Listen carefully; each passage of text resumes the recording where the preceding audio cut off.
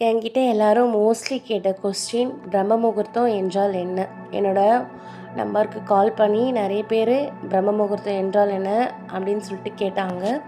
அதுவும் இல்லாமல் இதை பற்றிலாம் நாங்கள் வெளியில் போய் விசாரிக்கும் பொழுது எல்லோரும் ஃபீஸ் கேட்குறாங்க. அக்கா, ஒவ்வொரு மெத்தடுக்கும் ஒவ்வொரு ஃபீஸு வேணால் ஜாயின் பண்ணிக்கோங்க அப்படின்றாங்க அப்படின்னு சொல்லிட்டு சொன்னாங்க.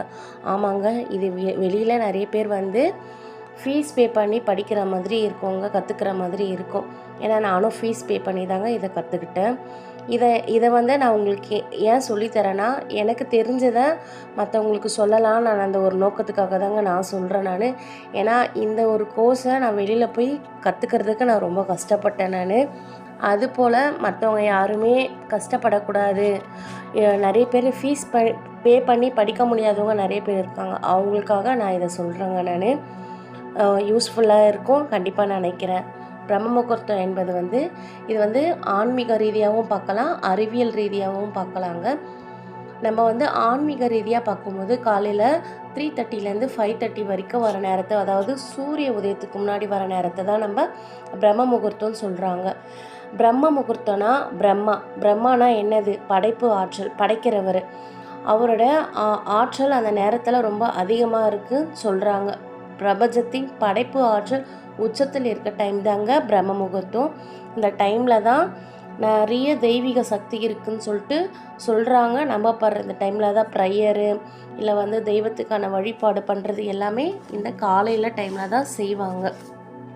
அதாங்க பிரம்ம முகூர்த்தம். இதுவே நம்ம அறிவியல் ரீதியாக பார்க்கும்போது அந்த டைமில் தாங்க காற்று ரொம்ப சுத்தமாக இருக்கும். அந்த டைமில் வர காற்று சுவாசிப்பதனால நம்மளுக்கு வந்து நுரையீரல் ரொம்ப பலப்படணும்னு சொல்கிறாங்க. அதிகாலையில் மூளை வந்து ஆல்ஃபா நிலையில் இருக்கும். இந்த நிலையில் தான் நம்மளுக்கு வந்து படிக்கிறதா இருந்தாலும் சரி, இல்லை வேறு ஏதாவது வேலை செய்கிறதா இருந்தாலும் சரி, கிரியேட்டிவிட்டியான விஷயம் செய்கிறதுக்கான ஏற்ற நேரமாக இந்த நேரத்தை கருதுகிறாங்க. அது சத்தமே இல்லாமல் அமைதியாக இருக்குது. எந்த ஒரு ஃபோன் சவுண்ட்டு கிடையாது, வாகனங்கள் சவுண்ட்டு கிடையாது. எதுவுமே ஒரு அமைதியான சூழ்நிலையாக இருக்கிறதுனால நம்ம பண்ணுற ப்ரேயரும் நம்ம மனசும் ரொம்ப ஆரோக்கியமாகவும் நல்ல ஒரு புத்துணர்ச்சியாகவும் இருக்கோங்க இந்த டைமில். அதுதாங்க பிரம்ம முகூர்த்தம். நம்மளோட குடும்பத்துக்காகவும் நம்மளுடைய ஆரோக்கியத்துக்காகவும் ஒரு சிறிய மாற்றத்தை கொண்டு வந்தால் தாங்க நம்ம வாழ்க்கையில் ஒரு பெரிய மாற்றத்தை ஏற்படுத்த முடியும். நம்ம போடுற இந்த சின்ன அஸ்திவாரம் தாங்க நம்ம ஃப்யூச்சரே தீர்மானிக்கும்.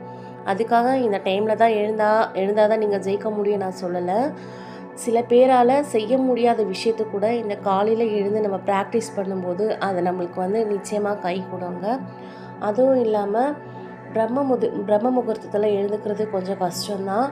ஆனால் அது வந்து நம்ம வாழ்க்கையாக மாற்றிக்கிட்டால் அதை விட ஒரு பெட்டரான சேஞ்சஸ் வேறு எதுவுமே கிடையாதுங்க. அதுக்கு வந்து நம்ம சின்ன சின்ன சேஞ்சஸ் நம்ம லைஃப்பில் கொண்டு வரணுங்க. அது என்னன்னு பார்த்தா, நம்ம நைட்டு சீக்கிரமாக வந்து ஃபுட் எடுத்துக்கணும். சீக்கிரமாக ஃபுட் எடுத்துக்கிட்டால் தான் நம்ம அதுக்கேற்ற மாதிரி நம்ம பிளான் பண்ணி நைட்டு சீக்கிரமாக தூங்க போக முடியும். அதாவது ஒரு 9 o'clockலேருந்து 10 o'clock முடிஞ்ச அளவுக்கு போய் தூங்க போயிடுங்க. நம்ம இரவு உணவுன்றது ஒரு 7 மணிலேருந்து 8 மணிக்குள்ளே எடுத்துக்கோங்க. நாளைக்கு என்ன செய்ய போகிறோன்றதை வந்து நம்ம நைட்டே முடிவு பண்ணிவிட்டு தூங்குங்க. அப்போ தான் வந்து உங்களால் காலையில் சீக்கிரமாக எழுந்துக்க முடியும். காலையில் ஒரு 6 மணிக்கு எழுந்துக்கிற ஆளாக இருந்தால் ஜஸ்ட்டு ஒரு 10 நிமிஷம் 15 நிமிஷம் முன்னாடி எழுந்துக்க பழகுங்க. ஒரே அடியாக ஒரே நாளில் எழுந்துக்காதீங்க. அது வந்து சில பேருக்கு உடம்புக்கு ஒத்துக்காது. ஏதோ ஒரு ஆர்வ கோளாறில் எழுந்துட்டு அப்புறம் தலைவலி, உடம்பு முடியல, உடம்பு முழுவதும் அடித்து போட்ட மாதிரி இருக்குது அப்படின்னு நிறைய பேர் என்கிட்ட வந்து சொல்லியிருக்காங்க. அதனால் சின்னதாக கொஞ்சம் கொஞ்சமாக ஸ்டார்ட் பண்ணுங்கள். நிச்சயமாக வந்து ஒரு நாளைக்கு நீங்கள் வந்து அந்த டைமை நீங்கள் ரீச் ஆகிடுவீங்க. டெய்லி ஒரு 1% முன்னேறுங்க.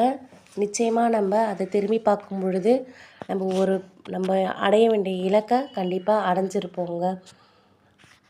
நம்ம முன்னோர்கள் வந்து எந்த ஒரு விஷயத்தை நம்மளுக்கு சும்மா சொல்லிட்டு போகலங்க. இருள் நீங்கி ஒளி வர அந்த அதிகாலை நேரத்தில் தாங்க பிரபஞ்சத்தோட மொத்த சக்தியும் கொட்டிக்கிட்டு இருக்குது. நம்ம தினமும் காலையில் எத்தனையோ வேலைகளை ஓடி ஓடி செய்கிறோம். ஆனால் நமக்கான நேரத்தை நம்ம ஒதுக்குறதே இல்லைங்க. அதனால தாங்க இந்த டைமை நம்ம யூஸ் பண்ணி நம்ம மன ஆரோக்கியத்துக்கோ உடல் ஆரோக்கியத்துக்கோ நம்ம என்ன பண்ணணுமோ முயற்சி செய்து அதை நம்மளை மாற்றிக்கலாங்க. இவ்வளவு நேரம் என் மனசுக்கு நெருக்கமான இந்த கருத்துக்களை பொறுமையாக கேட்டிருந்த உங்களுக்கு ரொம்ப தேங்க்ஸுங்க. நமக்கு தெரிஞ்சதை மற்றவங்களுக்கு சொல்லலாம். நல்லதை விதைப்போம், அன்பை பகிர்வோம். நன்றி.